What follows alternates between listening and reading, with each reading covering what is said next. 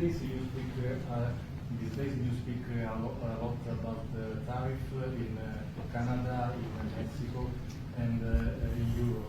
I want to know what is your idea about Italy, if you want to make the same thing. What? Can you talk up a little louder? In these days... No, louder. Can you talk a little louder? You have a beautiful voice, but you're not... In these days you speak... Where are you from? Italy. From Italy? Oh, I love Italy. Go ahead. I want to know if you have the same idea with Italy about tariff. Well, look, I love Italy, and Italy is a very important nation. We have a wonderful woman as your leader, and she was on the conversation today, one that we had, the G7. And no, I think Italy is doing very well. I think Italy's got very strong leadership with Georgia. Monsieur le Président, qu'est-ce que vous répondez au président Trump qui a dit que les Français et les Britanniques n'avaient pas... Any other questions over here? Yes, ma'am. Can you clarify what you meant in your truth today on the major economic development transactions between the U.S. and Russia? With respect to what, Russia? In solving peace deal, you said there will be major economic development transactions which will take place between the United States and Russia. Yeah, we're trying to do some economic development deals. They have a lot of things that we want, and we'll see. I mean, I don't know if that will come to fruition, but we'd love to be able to do that if we could. You know, they have massive rare earth. It's a very large, it's actually the largest in terms of land. It's by far the largest country. And they have very valuable things that we could use, and we have things that they could use, and it would be very good if we could do that. I think it would be a very good thing for world peace and lasting peace. Well, I mean, our first, by far, our first thing that we want to do, the first element of the overall transaction is ending the war. But if, just as we're doing with Ukraine, if we could do some economic development in terms of Russia and getting things that we want, something like that would be possible, yes. Can you explain the rationale, sir, in the U.S. Yes, go ahead, please. Can you explain the rationale in having the U.S. vote against the UN resolutions that Ukraine proposed and also the U.S. proposed? I would rather not explain it now, but it's sort of self-evident, I think. Mr. President, first talked about increasing the tariffs on products from the European Union. Is that still something you want to do today? Well, it's not increasing, it's reciprocal. So whatever they charge us, we're charging them. So it's not a question of increasing. If they charge us 20%, we charge them 20%. If they charge us 30 or 40%, then we do that too. So that would be on European Union, but that really would be with respect to everything. It's reciprocity. So reciprocal. Whatever they charge us, we charge them. Nobody has a problem. Even you, I see you don't have a problem anymore, right? Mr. President, are you thinking of going to Moscow soon, maybe in May for the 9th of May for the anniversary? I mean, not soon, but I would be certainly, if this all gets settled out, which I think it will, sure, I would go there. On the 9th of and May? you'd come here too. On the 9th of May on the Red Square? I don't know the 9th of May, no, I don't. I think that's pretty soon. But no, at the appropriate time, I would go to Moscow. Monsieur le Président, est-ce que l'envoi de troupes françaises ou européennes est envisagé en Ukraine? Within weeks. Yeah, I think so, right? Don't you think so? I'd like to ask, I think we could end it within weeks if we're smart. If we're not smart, it'll keep going and we'll keep losing young, beautiful people that shouldn't be dying. And we don't want that. And remember what I said, this could escalate into a third world war. And we don't want that either. Mr. President, your envoy Steve Witkoff suggested a temporary ceasefire in the conflict, but the Russian government has denied that out of hand. Do you worry that they're not feeling in good faith? No, I think they, at some point, will agree to that. I think they probably wanted to. And I think once you have a ceasefire, it's going to end, because they're not going from a ceasefire back to war.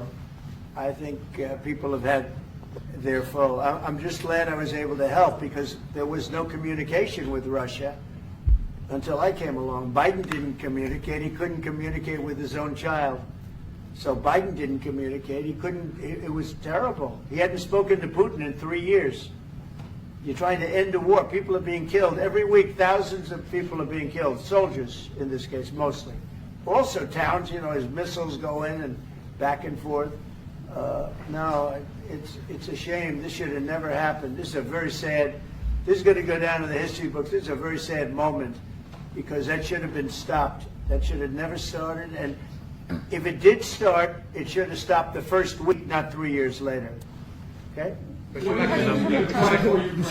vais répondre sur Lomi, juste, je pense que plusieurs questions de vous et de votre collègue qui ont été posées en français et qui rejoignent les questions posées par les collègues américains.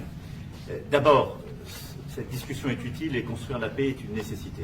La deuxième chose, c'est qu'il y a aujourd'hui une capacité de dissuasion qui est restaurée et que c'est ce que veut dire le président Trump quand il n'y aura plus de problème.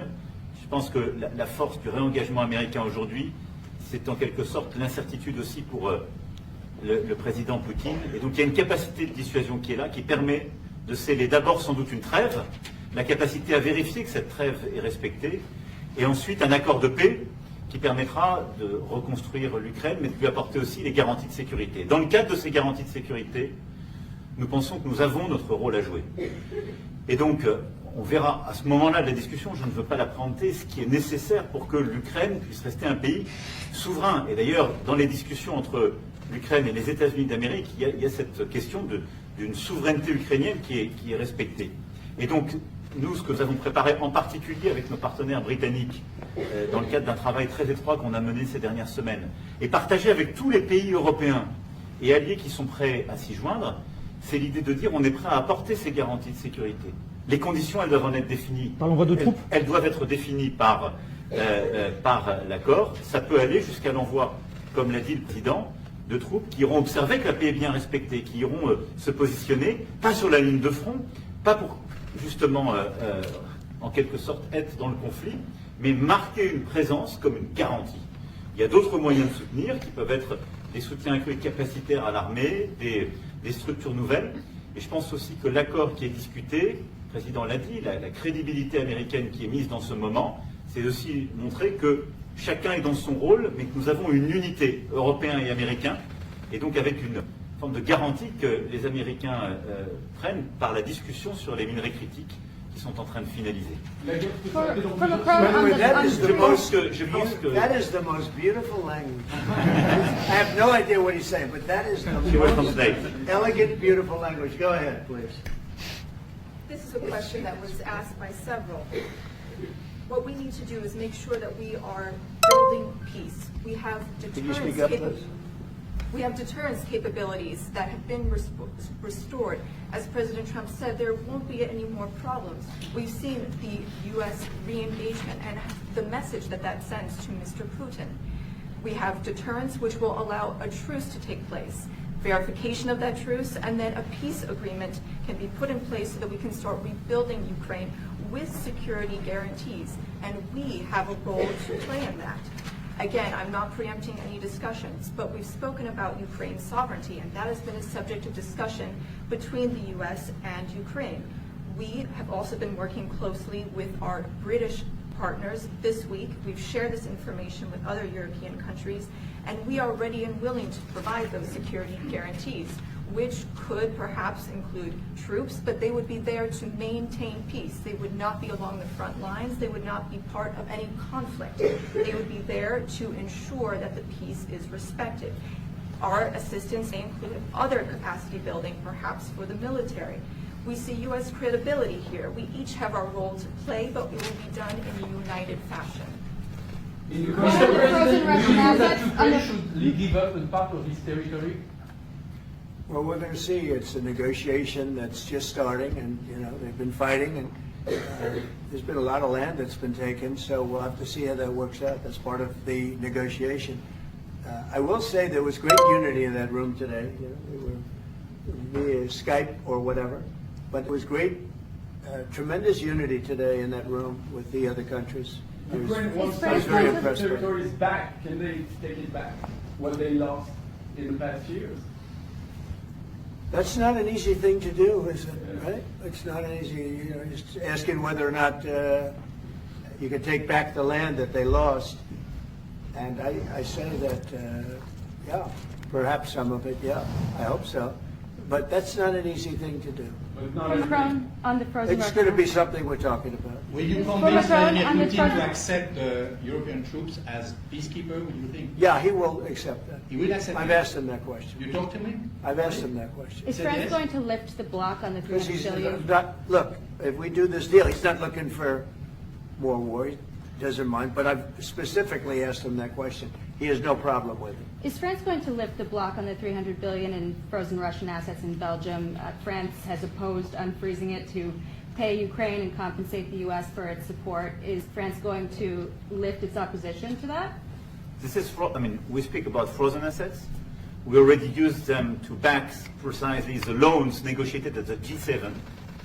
And it's part of the sanctions, so it will depend on the follow-up of the discussions.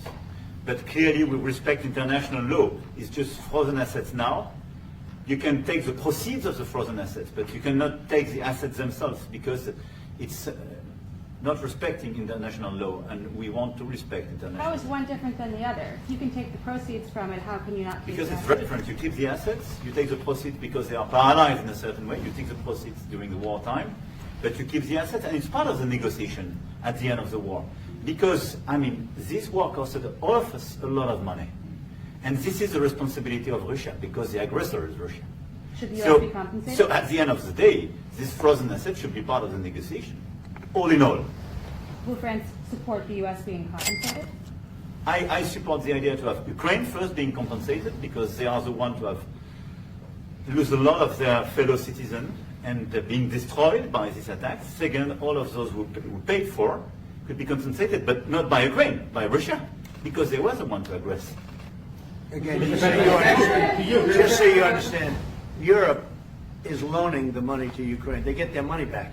No, in fact, to be frank, we paid 60% of the total efforts, and it was through, like the US, loans, guarantee, grants, and we provided real money, to be clear. We have 230 billion frozen assets in Europe, Russian assets, but this is not as a collateral of a loan because this is not our belonging. So they are frozen. If at the end of the day in the negotiation we will have with Russia, they're ready to give it to us, super. It will be loan at the end of the day and Russia would have paid for that. If you This is my believe wish. that, it's okay with me. Mr. President. But they get their money back, and we don't, and now we do. But, that's We will only fight fair. both. Mr. President, do you think Russia should be the one that pays everybody back? Are they the aggressors? We're negotiating everything, and everything's on the table, and we'll see if we can get some land back, and we'll see about a lot of different things. And we're going to be making a little speech and say a few words in a little while. We're going to have another meeting, a luncheon meeting, and we'll see you in about 2 hours. Okay? Thank you very much, everybody. Thank you.